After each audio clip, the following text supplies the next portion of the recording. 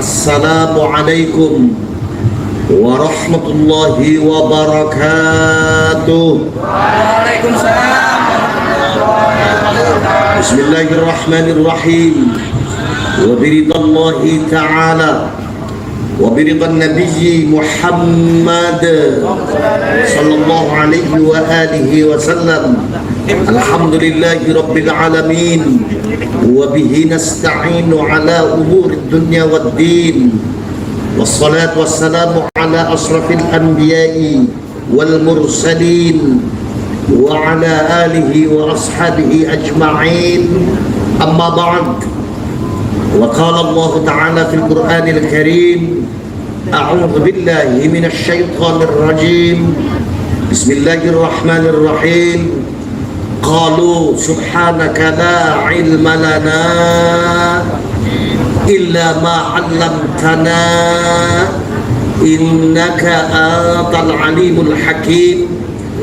Shadaqallahul azim.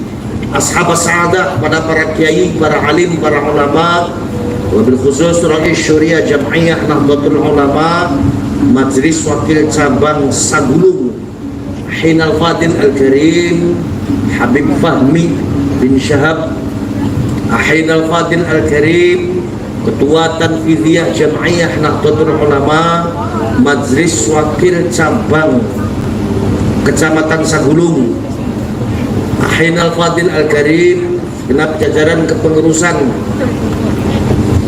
Jam'iyah Nahdlatul Ulama Kota Batam, Bapak Lurah beserta stafnya, aparatur keamanan dari kepolisian, dari TNI, bapak-bapak dan ibu-ibu, hadirin hadirat, muslimin muslimat, nahdiyin nahdiyat yang pada kesempatan pada malam hari ini sama-sama dimuliakan oleh Allah Subhanahu wa taala. Amin. Untuk pertama kalinya, marilah pada malam yang penuh dengan barokah ini kita bersama-sama mengaturkan syukur kehadirat Allah Subhanahu wa taala, di mana dengan rahmatnya lah, alhamdulillah, malam hari ini kita bersama-sama masih diberikan satu waktu kembali untuk berkumpul kembali, bersilaturahmi kembali di dalam satu majelis yang insya Allah akan banyak mendatangkan barakah, ma'unah, inayah, hidayah, taufik dari Allah Subhanahu wa taala. Amin ya rabbal. Kedua kalinya tidak lupa dan tidak lain, dan memang ini sudah menjadi satu kewajiban bagi kita umat Nabiullah Muhammad sallallahu alaihi wasallam. Monggo malam hari ini kita bersama-sama mengaturkan sholawat beserta salam kepada beliau, di mana beliau ini, bapak-bapak dan ibu-ibu sekalian, sudah banyak sekali mencucurkan rahmatnya dari Allah Subhanahu wa ta'ala untuk kita semuanya, sehingga alhamdulillah sampai pada malam hari ini, khususnya kita yang hadir di dalam pengajian malam hari ini, insya Allah masih diberikan satu ketetapan iman Islam pada Allah Subhanahu wa ta'ala. Amin ya rabbal. Malam hari ini salam yang sangat spesial dari saya untuk saudara-saudara kita dari Katolik yang pada malam hari ini sudah hadir di sini. Terima kasih saudara, terima kasih kawan, terima kasih sahabat, terima kasih keluarga. Bapak-bapak dan ibu-ibu yang dimuliakan oleh Allah Subhanahu wa taala, malam hari ini sebelum saya ngobrol bareng dengan bapak-bapak dan ibu-ibu, enaknya saya mau minta maaf duluan, Bu. Saya mau minta maaf duluan, Bapak. Kenapa Gus belum ngobrol, belum ngomong, tapi Gus Faris sudah minta maaf duluan? Karena malam hari ini, bapak-bapak dan ibu-ibu sekalian, kalau diukur dengan kondisi kesehatan saya, jujur malam hari ini saya ini sangat kecapean sekali.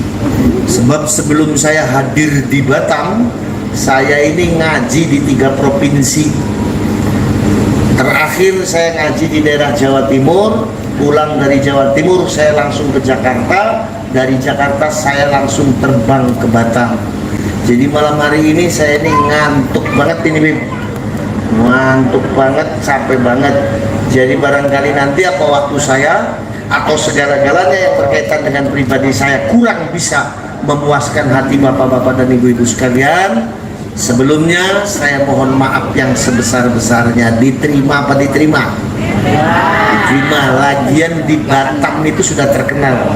Kata teman saya Kiai, katanya bilang begini, Gus, kalau ngaji di Batam nggak usah lama-lama, katanya.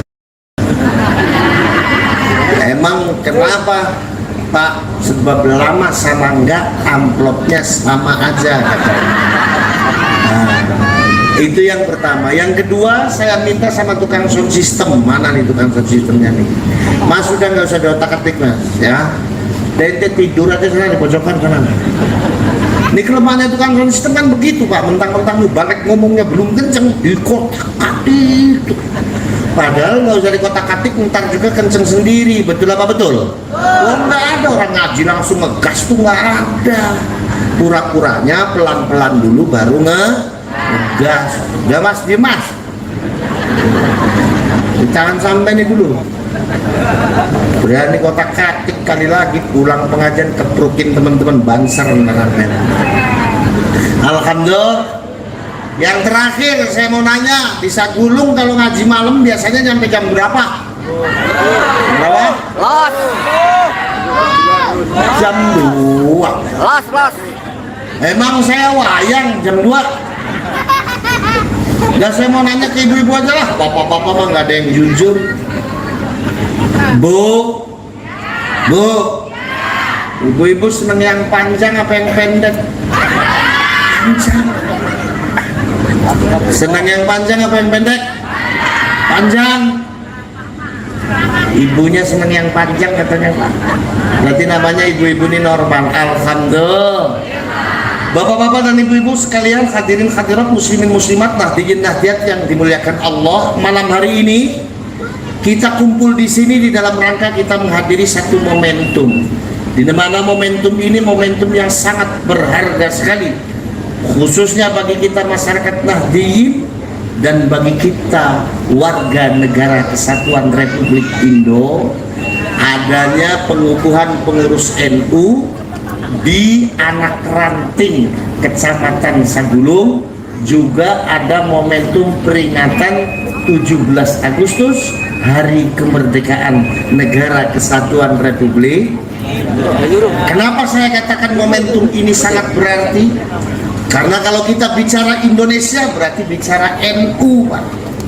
Bicara NU, bicara Indonesia. Kenapa begitu Gus?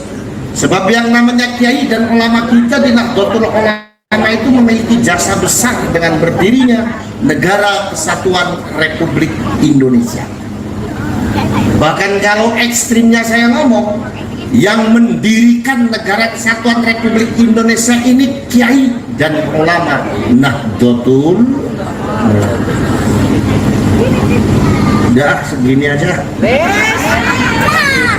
Terus apa terus? Terus apa terus? Enak aja rasulus ongkos aja belum jelas. Masuk. Penanam saham terbesar berdirinya Negara Kesatuan Republik Indonesia adalah kiai dan ulama Nahdlatul Ulama. Dan ini bukan omong bohong. Setidaknya ada dua catatan sejarah yang membuktikan bahwa kiai dan ulama kita Nahdlatul Ulama adalah pendiri dari Negara Kesatuan Republik Indonesia ini. Yang pertama, dulu di saat negara kita ini terancam krisis kepercayaan dari dunia internasional, di saat negara kita dianggap sebagai negara yang lemah, yang tidak memiliki kekuatan untuk membangun negaranya, di saat negara kita dianggap sebagai negara yang tidak memiliki komitmen untuk membangun negaranya, di saat seluruh tatanan bangsa Indonesia dari mulai tatanan pejabat sampai politisinya bungkam, tidak ada yang mampu menjawab. Siapa yang menjawab tantangan dunia internasional itu? Tidak lain kiai dan ulama kita Nahdlatul. Lebih tepatnya lagi tanggal 10 November yang sekarang kita peringati sebagai Hari Pahlawan Nasional, terebutnya Surabaya dari kekuasaan pasukan sekutu Belanda dikembalikan ke pangkuan Ibu Pertiwi Indonesia atas jasa dan motor dari almarhum almarhumlah Kiai Haji Hashim Asy'ari dan almarhum almarhumlah Kiai Abbas Pondok Buntet Pesantren, kakek saya. Ini adalah momentum sejarah yang sangat diperhitungkan di mata dunia internasional. Kenapa? Sebab sejak saat itu dunia internasional percaya dengan Indonesia, membantu perjuangan Indonesia, membantu kemerdekaan Indonesia, sampai Indonesia jadi negara yang berdaulat dan besar seperti ini. Jasanya siapa? Jasanya kiai dan ulama Nahdlatul. Bahkan sejarah tidak hanya berhenti di sini, hadirin sekalian. Tepatnya lagi dulu, di saat negara kita ini terancam krisis kepercayaan dari dunia Islam internasional, di saat Soekarno-Hatta dipertanyakan secara hukum syariat atas kedudukannya menjadi seorang presiden dan wakil presiden, di saat seluruh tatanan bangsa Indonesia dari mulai tatanan pejabat sampai politisinya bongkar, tidak ada yang mampu menjawab. Siapa yang menjawab tantangan dunia Islam internasional itu? Tidak lain kiai dan ulama kita, Nahdlatul Ulama. Lebih tepatnya lagi tahun 1946, beliau almarhum almarhumlah Kiai Haji Abdul Wahid Hashim beserta 5 orang ulama lainnya sebagai utusan dan mandat dari Jam'iyah Nahdlatul Ulama maju di tengah-tengah konferensi negara-negara besar Islam dunia yang sekarang dinamakan dengan OKI.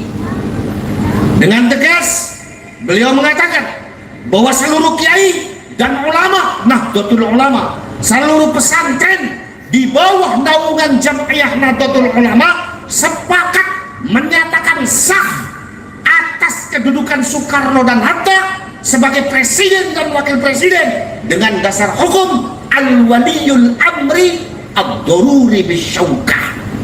Semua negara Islam taslim kepada Indonesia, membantu perjuangan Indonesia, membantu kemerdekaan Indonesia, bahkan membantu dakwah Islam yang ada di Indonesia sampai Indonesia jadi negara yang Islamnya lestari seperti ini. Jasanya siapa? Jasanya siapa? Kiai dan ulama NU. Jawab dong. Ditanya jasanya siapa? Ini emang kalau ngomong sama potongan begini susah, manggut-manggut doang.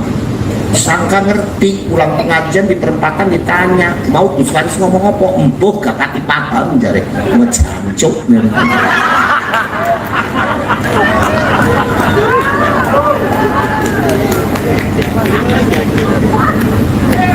Terus deh. Ini malam ini judulnya panitianya adil, betul apa betul? Yang dikasih air minum bukan yang duduk di sini aja, saya juga dikasih tuh. Cuma di mana-mana yang namanya panitia pengajian sama, judulnya kiai mesti air putih, padahal saya juga doyan air jeruk doyan. Panitia.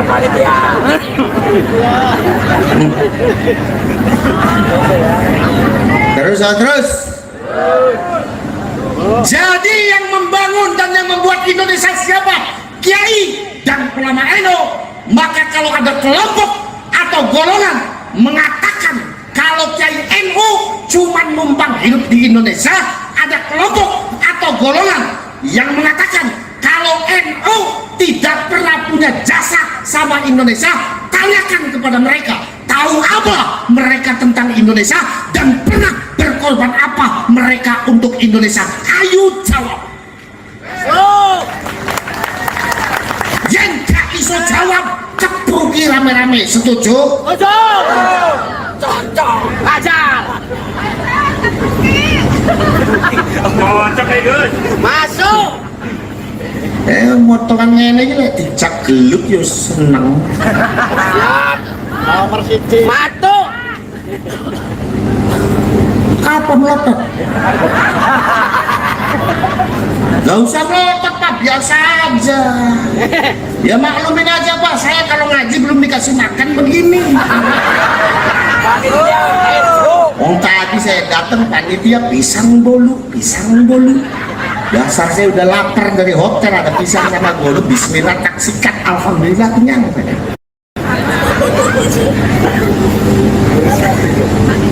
Karena yang membangun dan yang membuat Indonesia ini kiai dan ulama NU, maka yang berkewajiban menjaga Indonesia kita orang NU.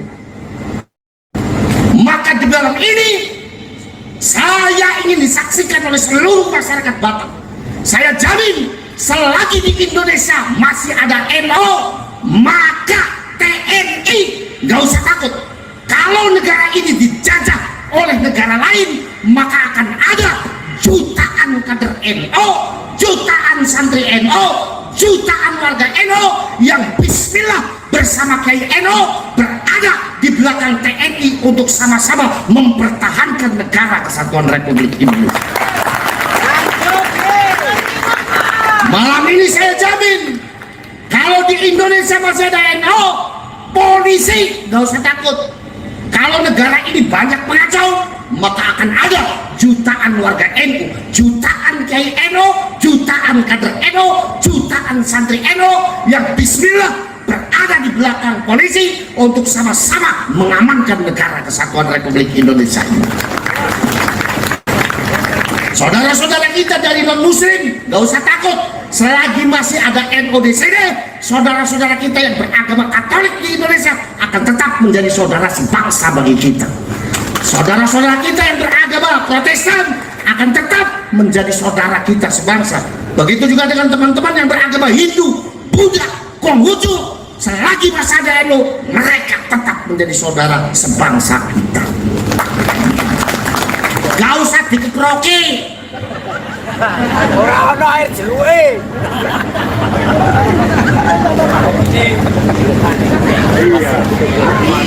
Dek, wis toh, percaya NU yang membuat negara kesatuan Republik Indonesia ini, dan saya yakin kalau di hari ini Wali Songo masih hidup, maka mereka pasti akan memilih Nahdlatul Ulama. Bukti, saya cucu dari Sunan Gunung Jati. Begini saya cucunya Sunan Gunung Jati. Oh ini. Masuk. Apa?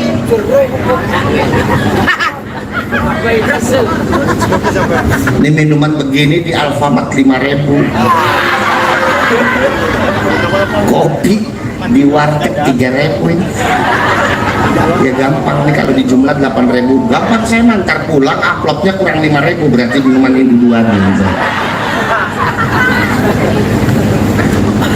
Gini-gini cucunya Sunan Gunung Jati, terkenal Wali Songo turunannya Kanjeng Nabi, berarti saya turunannya Kanjeng Nabi. Orang sagulungnya yang nggak percaya, jari ngomong kayak mosok putunya Kanjeng Nabi hidungnya pesek jancuk.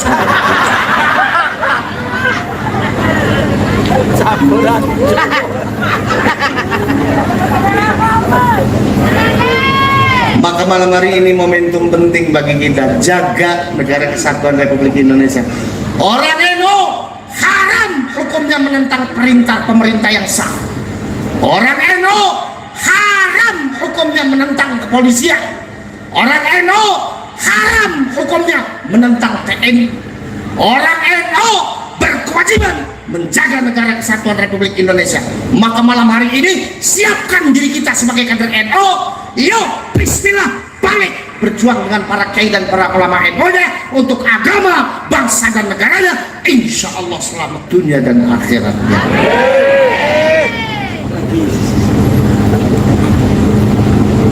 Apa menutup? Baru setengah jam saya udah diplototin terus gitu. Mungkin apa nggih? Mungkin apa nggih? Ini penting bagi kita orang NU hadirin sekalian. Kenapa? Sebab kalau kita bicara di dalam wilayah musuhnya Islam, Yahudi dalam hal ini merusak Islam di Indonesia dengan sangat luar biasa. Merusak Islam di dunia dengan sangat luar biasa. 13 negara Timur Tengah kalah sama negara seupil Israel, Yahudi namanya. Saudi Arabia dengan kewahabiannya habis. Tunisia habis. Mesir habis. Libya habis. Syria habis. Libanon habis. Indonesia target berikutnya. Habis sih.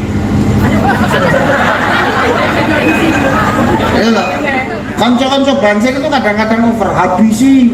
NKRI harga mati, mari kita jaga negara kita. Lah koncone sih tak hilang, gak ketemu kan.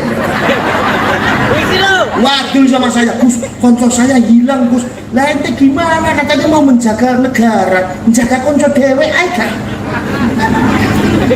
Tapi jangan ngecek sama Banser itu.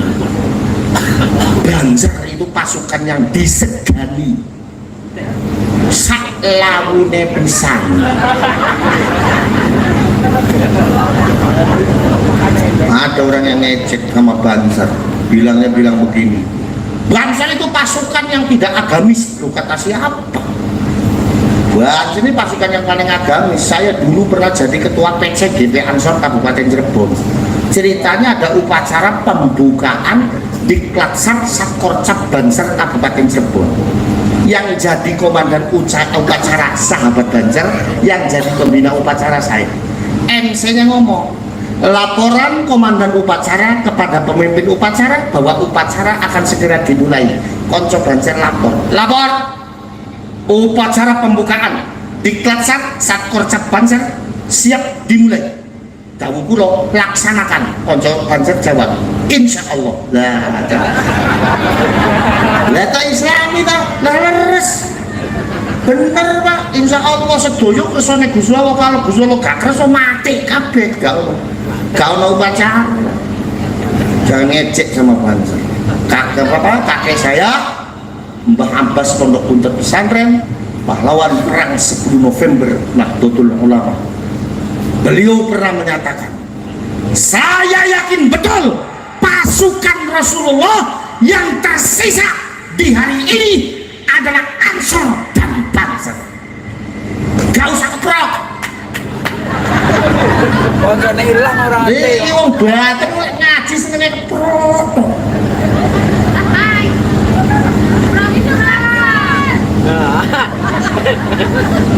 Cuma bedanya bagus. Bedanya orang Yahudi belum berani datang langsung ke Indonesia. Mohon maaf, saya ngomong begini bukan kata orang Pak, karena saya pernah diutus untuk mengadakan penelitian radikalisme Islam transnasional. Orang Yahudi belum berani datang langsung ke Indonesia. Kenapa? Karena akidah Ahlus Sunnah An-Nahdiyah kuat di Indonesia, alias karena ada NU. Orang Yahudi itu cuma takut sama orang NU. Kenapa? Karena orang NU dengan siapa saja dekat. Betul apa betul? Orang NU dengan siapa saja berteman. Betul apa betul? Orang NU dengan siapa saja bersaudara. Betul apa betul? Yang kedua, NU sebagai organisasi Islam terbesar di dunia. Loh, ning Batam Pak, sing NU bukan cuma kiainya, lonte-lonte nih.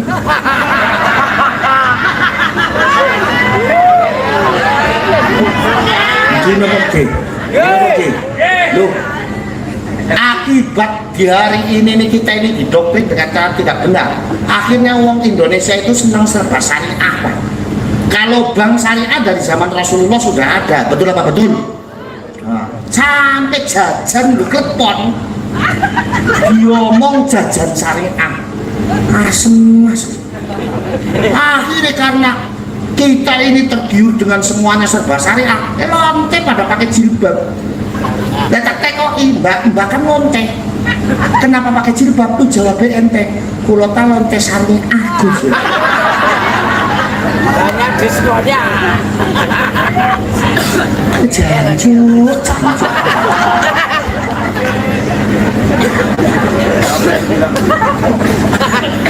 Oke, nawan ke? Ini kan tenang kita dewa cak di DKP nggih. Kami rutin nggih. Bisa. Hah? Amir Syah. Ah? Amir Syah. Amir Syah. Ini Oh, Pak Amir. Oh iya, ini PKB. Iya, ini tadi datang songong banget. Saya bilang itu apa itu Dewan PKB, gak hormat sama Dewan Suronya. Saya Dewan Suro. Nah, Dewan Suro tak pecat bukan jadi anggota dewan aja, saya jadi menusuk-nusuknya tak pecat.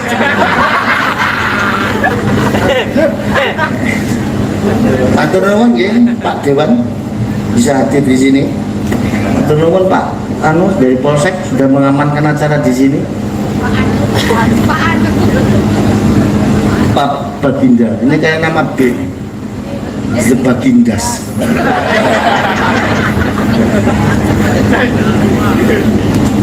Terus. Yang kedua, kiai dan ulama NU tidak tinggal diam.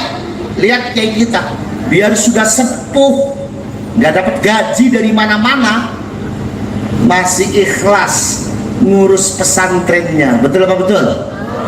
Coba lihat kiai kita yang muda nih, ada Habib Fahmi, ada Kiai Masururi. Dari dulu saya ke Batam sampai sekarang, lu masih kere. Masih kurus terus.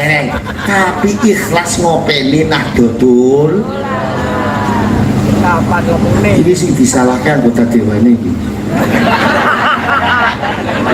Kiai kere anggota dewannya medit berarti. Apa itu teh?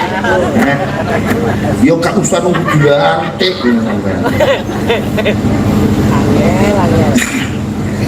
Lihat kiai kita di Nahdlatul Ulama, biar sudah sepuh, tidak dapat gaji dari manapun, tapi kiai dan ulama kita masih ikhlas ngurus majelis taklimnya. Betul apa betul? Mengajarkan alif bata kepada masyarakatnya. Lihat kiai kita di Nahdlatul Ulama, biar sudah sepuh, tidak dapat gaji dari manapun, tapi kiai dan ulama kita masih ikhlas keliling nasihatin baik kepada masyarakatnya, sehingga penanaman pemahaman akidah Ahlus Sunnah wal Jamaah An-Nahdliyah di Indonesia tidak melulu ditempuh melalui jalur pendidikan organisasi, tapi juga melalui sentuhan sosial kemasyarakatan, dan itu yang melakukan adalah kiai dan ulama kita yang ikhlas. Tapi bukan berarti orang Yahudi takut, lalu orang Yahudi cuma tinggal diam saja. Enggak. Orang Yahudi terus mencari cara bagaimana caranya Islam hancur di Indonesia. Orang Yahudi paham basis Islam di Indonesia NU. Maka kata orang Yahudi, untuk menghancurkan Islam di Indonesia, pertama yang harus dihancurkan NU. Kalau NU hancur, maka Islam di Indonesia dengan sendirinya akan hancur. Orang Yahudi tahu basisnya NU: 1. pesantren, 2. madrasah, 3. majelis taklim, 4. masjid. Pimpinannya siapa namanya? Kiai dan ulama. Maka kata orang Yahudi, untuk menghancurkan Islam di Indonesia, hancurkan NU. Untuk menghancurkan NU, caranya 1. jauhkan masyarakat dari kiai dan ulama NU-nya. Jauhkan masyarakat dari pondok pesantren NU-nya. Jauhkan masyarakat dari majelis taklim NU-nya. Biar apa? Biar orang Indonesia tidak kenal dengan NU-nya, goblok dengan agamanya, tidak terbina oleh kiai dan ulamanya. Kalau sudah begitu, gampang dibelokkannya.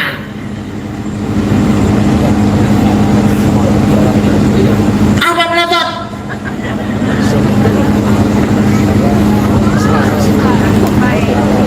Kalau masyarakatnya sudah tidak kenal dengan NU-nya, goblok dengan agamanya, tidak terbina oleh kiai dan ulamanya, masuk cara yang kedua. Apa? Perbanyak aliran sesat di Indonesia. Kebukti apa kebukti? Kebukti apa kebukti? Lihat zaman reformasi, di saat kiai dan ulama NU dilecehkan di Indonesia banyak muncul aliran yang enggak karu-karuan. Betul apa betul? Pertama reformasi ada aliran namanya aliran Islam murni, yang kalau sholat isya 30 perempuan 30 laki-laki. Setelah sholat listriknya dimatiin, nubruk sedapat-dapatnya. Saya tadinya mau ikut saya.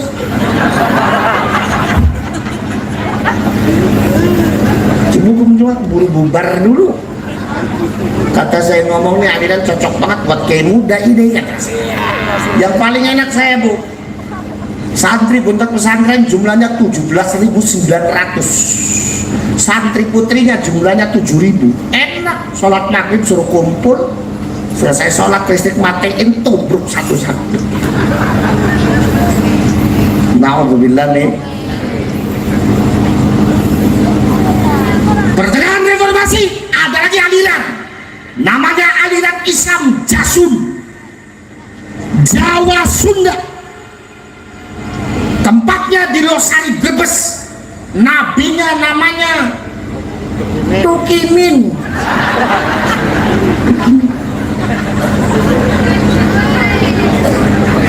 Tukang bakso ngaku jadi nabi namanya Tukimin. Kata saya, masa nabi namanya Tukimin? Ya mesti gak penak, terutama teng sholawatane. Mosok kayak tadi sambil diketimpringin rebana, sallu ala Tukimin. Na'udzubillah min. Jadi tadi hadronya bagus, yang dibacanya benar, jangan salah hadroh. Banyak hadroh yang nyanyi disangkanya itu burdah, tapi nyatanya itu nyanyi biasa. Awas, yang selektif ya. Kalau baca Simtudurar yang dibaca. Baca Maulid Barzanji. Kalau NU sanadnya di Maulid Barzanji. Awas jangan salah. Biasanya cuma asal bahasa Arab doang dilantunin. Marartu ala diyar layla ugabbiru dal jidar walal jidar wa ma hubbud diyar syafarna qalbi walakin hubbu man sakanat diyar. Itu bukan murka, itu syairnya Kais kepada Laila. Jatuh cinta ya? Marartu ala diyar, saya melewati sebuah rumah, lalu kuhadapkan badan ini ke dalam rumah tersebut. Tapi sesungguhnya aku menghadap rumah itu bukan karena aku mencintai rumahnya, tetapi aku mencintai orang yang ada di dalam rumahnya.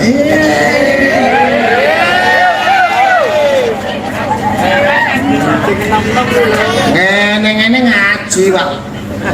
Sekarang di Indonesia ini terjadi Arabisasi.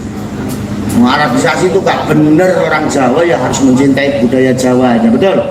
Boleh kita berbahasa Arab, boleh, tapi jangan meninggalkan kecintaan kita kepada bahasa daerah. Gini mungkin bahasa Jawa itu diciptakan sama leluhur kita, itu disesuaikan dengan tatanan nilai akhlak kita. Gini betul. Sekarang orang Indonesia kalau ngomong nggak campur Arab itu dibilangnya nggak gaya. Anak, antum, ukti, gabal gabul cormu. Bahasa Arab itu yang afdol itu yang Qur'ani. Kalau ada orang meninggal kita ucapkan innalillahi wa inna. Kalau kita melihat sesuatu yang menakjubkan kita ucapkan subhan. Kalau kita mendapat musibah di jalan kita mengucapkan astaghfirullahalazim. Itu yang afdol. Kalau anak, antum, gabal gabul bukan bahasa yang afdol, itu bahasa biasa. Akhirnya apa? Orang Indonesia ini pas umroh di Arab, bahasa Arabnya sesuai nahwu sorof, tapi kosakatanya nggak bener. Contohnya saya waktu umroh, saya lagi nongkrong di kantin, saya lagi nuang kopi white, kopi tugu luwak, kopi luwak, lopak white kopi. Ditanya sama orang Arab, malkah wa ya haj? Ini kopi apa? Saya bingung, kopi luwak nih bahasa Arabnya apa? Akhirnya tak jawab, hadhil kahwa allati takhruju min silitil luwak.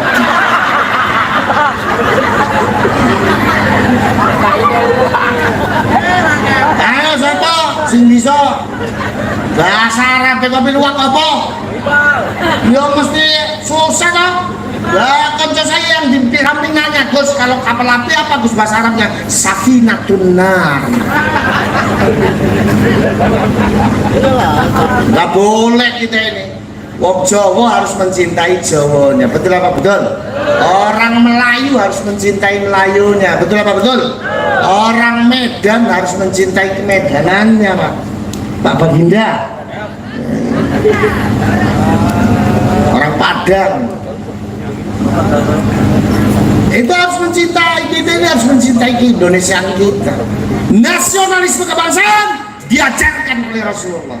Rasulullah tahu, ana Arabiyun, saya Arab. Barang siapa yang membenci Arab berarti membenci saya.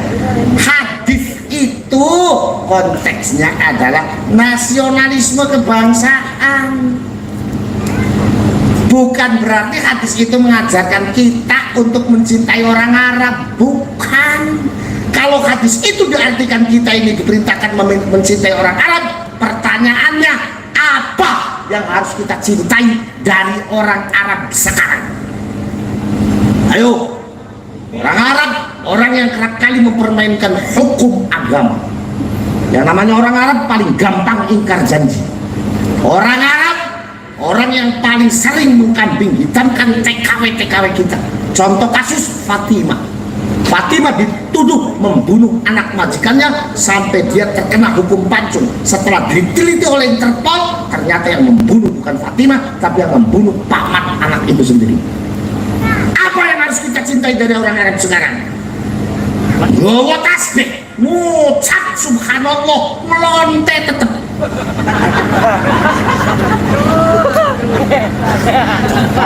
Ayo, orang yang kerap kali melecehkan wanita-wanita kita di puncak. Siapa yang marak kawin kontrak di sana? Orang Arab, Pak. Orang Arab di sana. Jadi hadis itu bukan itu. Konteks hadis itu adalah nasionalisme kebangsaan. Sebab pada hakikatnya kalau melihat dari sisi nasabnya, Rasulullah itu bukan orang Arab. Rasulullah itu mu'arrab, orang yang diarabkan. Buktinya mana, Gus? Ayo kita teliti dari nasab. Beliau cicit daripada Nabi Ismail alaihissalam. Nabi Ismail putra dari Nabi Ibrahim alaihissalam. Saya tanya, semenjak kapan Nabi Ibrahim hidup di Arab? Nabi Ibrahim lahir di Babilonia. Ke Arab cuma nganter istrinya karena diperintah Allah Subhanahu wa ta'ala. Setelah itu beliau uzlah di Palestina. Kalau melihat di hari ini, Palestina letak geografisnya masuknya Israel. Israel di dalam Al-Quran Allah menyebut dengan sebutan bangsa tersendiri, ya Bani Israel. Israel bukan Arab. Jadi Nabi Muhammad sejatinya bukan orang Arab. Beliau Arab, orang yang diarabkan. Tapi beliau mengatakan ana Arabiyun. Itu konteksnya adalah nasionalisme kebangsaan. Nabi Muhammad mengajarkan kepada kita untuk mencintai bangsa. Maka kalau kita mau mencontoh Nabi Muhammad lewat hadis tersebut, ketika beliau mengatakan ana Arabiyun, maka jatuh kepada umatnya kita di Indonesia, katakan ana Indonesia. Kalau beliau mengatakan siapa yang membenci Arab berarti membenci saya, jatuh kepada kita umat yang di Indonesia, katakan siapa yang membenci Indonesia berarti membenci saya. Ngerti orang? Ngaji. Sabar, Gus. Sabar, Gus. Wajar yang ngono iku lah, kiai ini diatur-atur. Betul apa betul? Betul apa betul? Belum lagi di Indonesia banyak muncul nabi-nabi palsu. Pertengahan reformasi ada nabi namanya Musadek, pelatih bulu tangkis, ngaku jadi nabi. Dapat wahyu dari Bogor. Kata saya ngomong, saya maka Bogor menang Natales, Bapak. Cek saya. Belum selesai. Yang namanya Musadek masuk lagi. Giliran perempuan bikin gara-gara. Orang Batam harus tahu, yang membuat aliran sesat di Indonesia itu ada yang menduiti. Siapa yang menduiti? LSM Yahudi yang markasnya di Melbourne, Australia. Ahmad Sadek itu dapat duitnya berapa? 100 miliar Pak, untuk ngaku jadi nabi. Setelah Ahmad Sadek, giliran perempuan bikin gara-gara. Ini bayarannya paling besar, 125 miliar. Sebab misinya bukan ngaku jadi nabi, tapi ngaku jadi malaikat Jibril. Siapa namanya siapa? Lia Edan. Wadon-wadon ngaku jadi malaikat jin, akhirnya ditangkap polisi. Makanya saya ngomong sealam dunia polisi yang paling top markotop cuma polisi Indonesia doang. Bisa nangkep malaikat Jibril.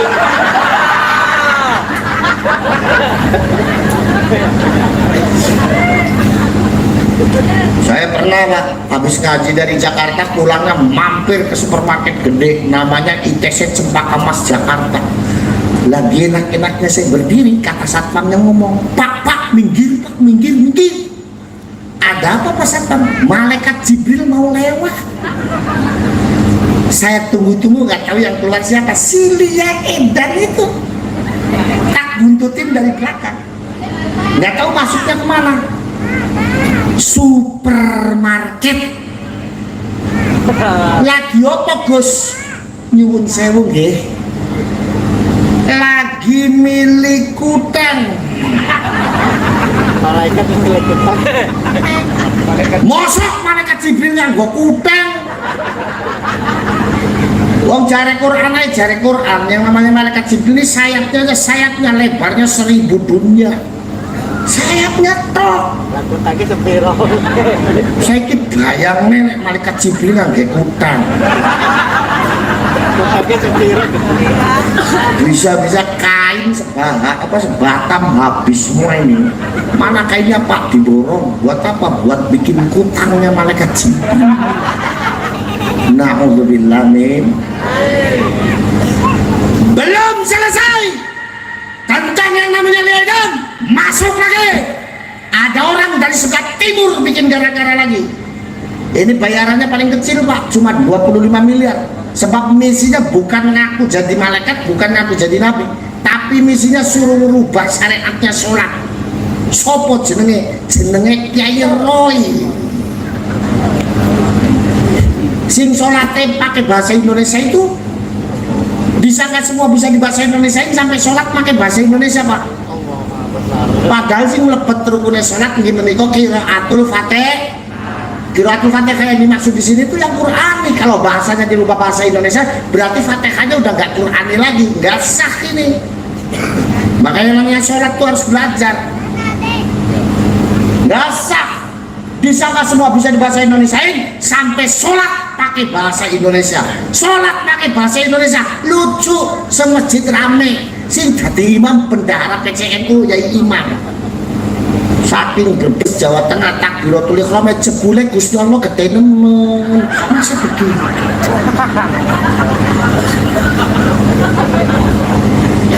Enggak begitu masa sholat begitu. Disangka semua bisa di bahasa Indonesia ini?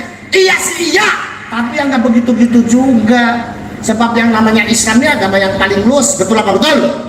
Islam itu agama yang paling bisa menyesuaikan dengan budaya manusia manapun, cuman agama Islam. Makanya dalam konteks keindonesiaan di Islam itu ada bahasa yang enaknya pakai bahasa Arab saja, ada bahasa yang enak pakai bahasa Indonesia saja, ada bahasa yang enak pakai bahasa apa saja, ada.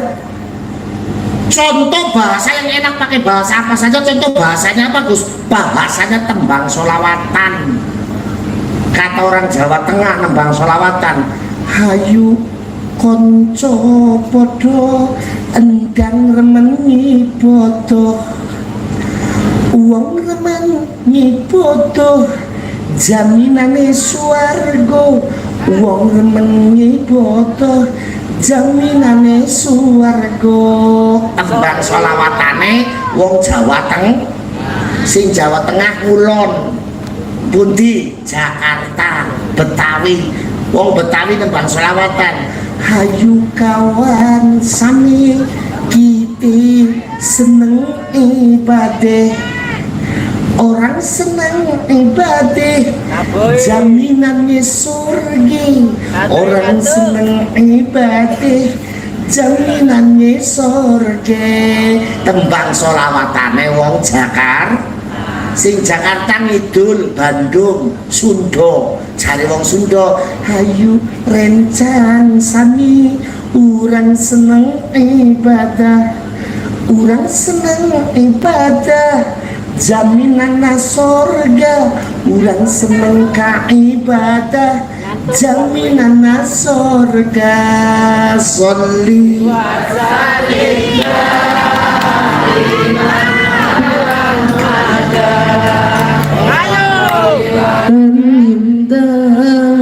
دائما على المدى والآل والأصحاب بمن قد وحدا والآل والأصحاب بمن قد وحدا. Berarti kesimpulannya tembang sholawatan itu enak pakai bahasa apa saja, betul apa betul? Yang kedua, di Islam ada bahasa yang enaknya cuma pakai bahasa Arab aja. Ada Pak, ada Bu. Jangankan di bahasa Indonesia kan, lagi Jawa yang biasa kita ngomong aja nggak enak ada. Contoh bahasanya apa Gus? Bahasane azan. Sok gak percaya ngendi-ngendi azan penake nganggo bahasa Arab tok. Ibu-ibu nang Amerika azane pakai bahasa Arab Bu. Bapak-bapak nang Eropa azane nganggo bahasa Arab Pak. Sebab penake kados napa suarane azan pakai bahasa Jawa, Jawanya Jawa Tengah gak penak. Contoh Gusti Allah gede banget, Gusti Allah gede banget. Penak ngomong mboten? Penak apa mboten? Sing terakhir nang Islam enten bahasa sing penake nganggo bahasa Indonesia tok. Ada bahasa yang enaknya cuma pakai bahasa Indonesia saja. Jangan kan di bahasa Arab kan. Lagi Jawa yang biasa kita ngomong aja nggak enak ada. Contoh bahasa apa? Bahasanya lagu Indonesia Raya. Gak percaya silakan. Di mana-mana yang namanya lagu Indonesia Raya enaknya cuma pakai bahasa Indonesia doang. Sebab enaknya kayak apapun suaranya. Umpamanya ini lagu Indonesia Raya diterjemahin pakai bahasa Jawa. Jawanya Jawa Tegal, Brebes, Malang, Purwokerto, Cilacap, Kebumen, nggak enak. Contoh Indonesia tanah airku, tanah tumpah darahku, di sanalah aku berdiri jadi pandu ibuku. Di belakang ada orang Brebes, Tegal, Purwokerto, Cilacap, Kebumen, Banyumas, bareng-bareng nyanyi pakai bahasanya sendiri. Indonesia lemah banyune nyong, lemah tumplek getine nyong, nang kanan yang ngadeg jadi tekenan boke nyong. Enak apa enggak? Enak apa enggak? Enggak enak. Di samping enggak enak, kata yang dengerin ngomong jancuk, raimu nyanyi opong.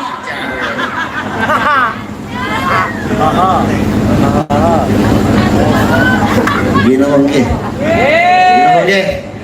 Maka gandulan sama Nahdlatul, melu sama kiai dan ulama Nahdlatul. Gini oke. Yang terakhir, cara mereka merusak kita dengan menggunakan orang kita sendiri, dengan menggunakan orang Islam sendiri. Bagaimana caranya? Dia buat jamiah-jamiah, organisasi-organisasi yang seolah-olah paling Islam, tapi nyatanya perusak Islam di Indonesia. Ciri-ciri jamiahnya gimana Gus? Organisasinya gimana ciri-cirinya? Gampang. Kalau ada organisasi jamiah ngakunya Islam, tapi ngajak kita untuk khianat dengan muahadah wataniyahnya, khianat dengan bangsa dan negaranya. Ada organisasi atau jamiah ngakunya Islam, tapi ngajak kita untuk benci kepada pemerintah yang sahnya. Ada jamaah atau organisasi ngakunya Islam tapi ngajak kita untuk benci kepada kepolisiannya, benci kepada TNI-nya, benci kepada kiai dan ulama pesantrennya, kiai dan ulama NU-nya. Itu organisasinya. Di Batam banyak organisasinya, tokohnya banyak. Hati-hati sampai. Yang jadi target siapa?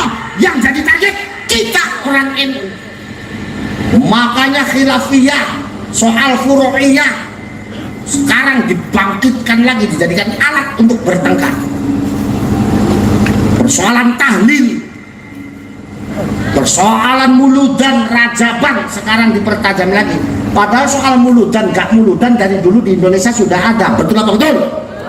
NU muludan, Muhammadiyah gak muludan, gitu loh. Soal kunut gak kunut dari dulu di Indonesia sudah ada. NU kunut, Muhammadiyah gak kunut, gak apa-apa, gak saling mengkafirkan. Betul apa betul? Wong Indo apa NU dengan Muhammadiyah itu dibikin bertengkar sama pemerintah Orde Baru. Pemerintah Orde Baru nggak mau ada kekuatan Islam muncul, maka jamiah terbesar Islam di Indonesia, NU dan Muhammadiyah, dibikin bertengkar.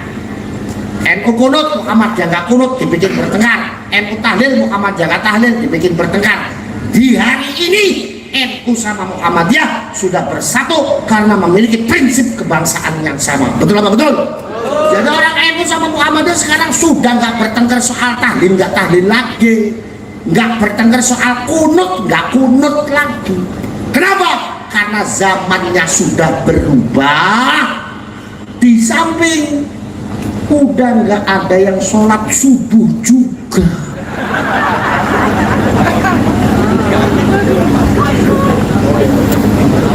Sekarang dipertajam. Makanya kalau ada orang begini jawabnya nggak usah pakai dalil, sayang-sayang mulut kita. Terus gimana Gus? Kapruk aja. Makanya tak jawab sama saya. Raimo, wani karam ke mulutan karo rajaban, suku gelut ae karo aku. Kata teman saya ngomong, emang kenapa Gus? Lah saya yang paling dirugikan saya. Apa, Gus? Ya kalau nggak ada mulutan sama rajaban, entar nggak ada yang undang saya, goblok. Betul apa betul? Ini semua yang hadir orang NU semua, orang NU semua, cinta NKRI, cinta Kiai, cinta ulama, cinta Indonesia, suka mulutan, suka rajaban, berarti CS dengan saya. Bapak-bapak, ibu-ibu senang mulutan, saya senang mulutan. Bapak-bapak, ibu-ibu senang rajaban, saya senang rajaban. Bapak-bapak, ibu-ibu cinta Indonesia, saya cinta Indonesia. Bapak-bapak, ibu-ibu cinta NKRI, saya cinta NKRI.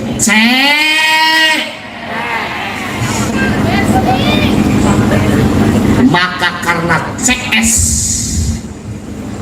malam ini saya ngaji di sini nggak diamplopin, nggak apa-apa.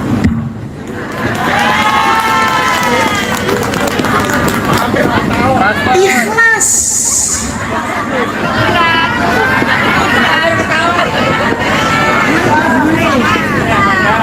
Alhamdulillah, alhamdulillah. Dia mau potongan begini semuanya cuma gratisan doang nih. Makanya saya ngomong karena CS malam ini saya ngaji di sini nggak diuploadin, nggak apa-apa, ikhlas. Dari pojok ada yang ngomong alhamdulillah. Tapi saya nggak bohong.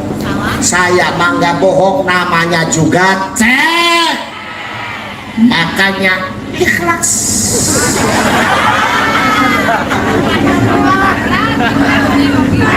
Ini senyumnya senyum nggak percaya ini. Bener.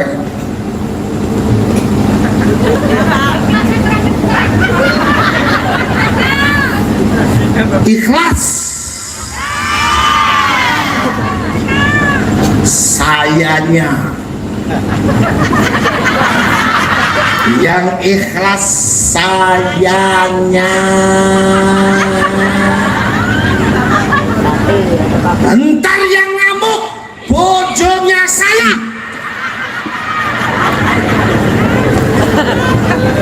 Udah gini aja deh, saya mau jujur sama orang Sagulung, boleh nggak? Wong Sagulung, wong Sagulung. Wong Sagulung. Boleh saya jujur, boleh? Jujur nih orang Sagulung.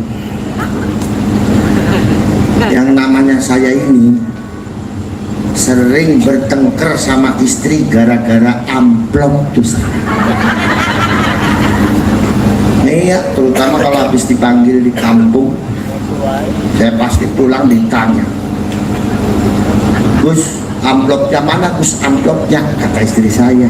Saya bilang nggak ada, Dek. Emang jenengan ngaji di mana sih Gus? Di kampung. Di mana? Sagulung. Terus NU. Jadi gimana Gus? Ya udah, ikhlas-ikhlasan aja, kata saya. Jawab istri saya apa? Jawab istri saya, emang orang bisa kenyang pakai ikhlas Gus, kata istri saya. Makanya jujur orang Sagulung, saya tuh sering bertengkar sama istri gara-gara amplop tuh sering. Makanya daripada besok saya pulang ke rumah bertengkar sama istri gara-gara malam ini saya nggak diamplopin, mending panitianya aja yang saya gebukin.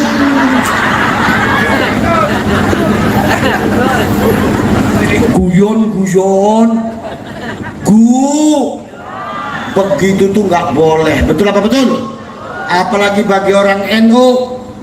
Bagi orang NU, kiai ngaji minta ongkos dosa. Kiai ngaji minta ongkos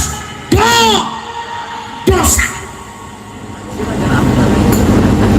Tapi lebih dosa lagi kalau ada orang ngundang kiai suruh ngaji, pulangnya nggak diangkosin, ini lebih dosa lagi.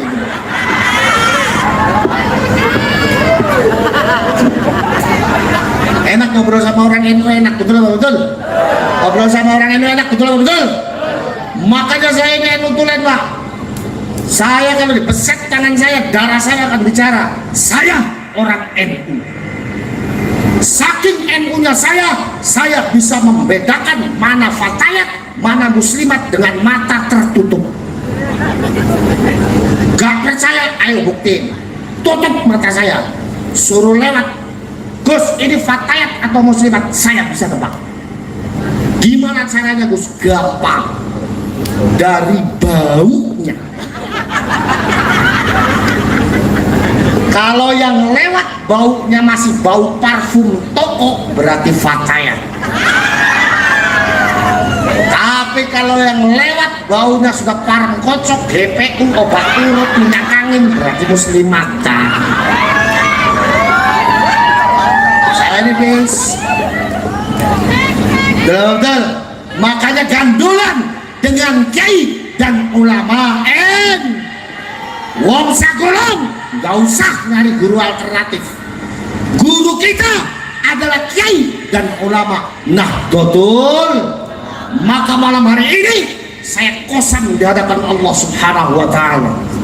Wallahi tallahi billahi, saya Muhammad Faris Al-Husaini, saya siap menjadi saksi keislamannya orang Sagulung, menjadi saksi ke-NU-nya orang Sagulung besok di hadapan Allah Subhanahu wa ta'ala dan di hadapan baginda Rasulullah Sallallahu Alaihi Wasallam.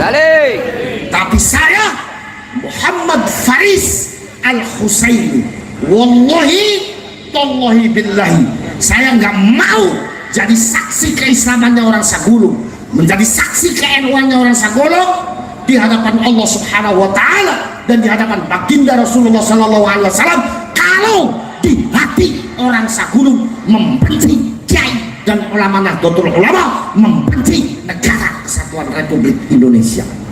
Ayo, saya berani taruhan. Apa? Ngotot. Maka dijaga tali persatuan dan kesatuannya, perbaiki tali silaturahminya. Wong Sagulung, wong NU, gak usah berpikir macam-macam. Iyo, baik berjuang dengan para kiai dan para ulama Nahdlatul Ulamanya insya Allah selamat dunia dan akhiratnya. Amin. Mungkin itu yang bisa saya sampaikan. Ini kalau diterusin namanya bukan pengajian, ini penyiksaan. Iya, enak di situ nggak enak di saya. Oke, mudah-mudahan kita semuanya diberkahi oleh Allah Subhanahu wa Ta'ala. Mudah-mudahan kita semuanya diridhoi oleh Allah Subhanahu wa Ta'ala. Amin ya rabbal alamin. Ala hadhihi niyyah wa likulli niyyatin salihah.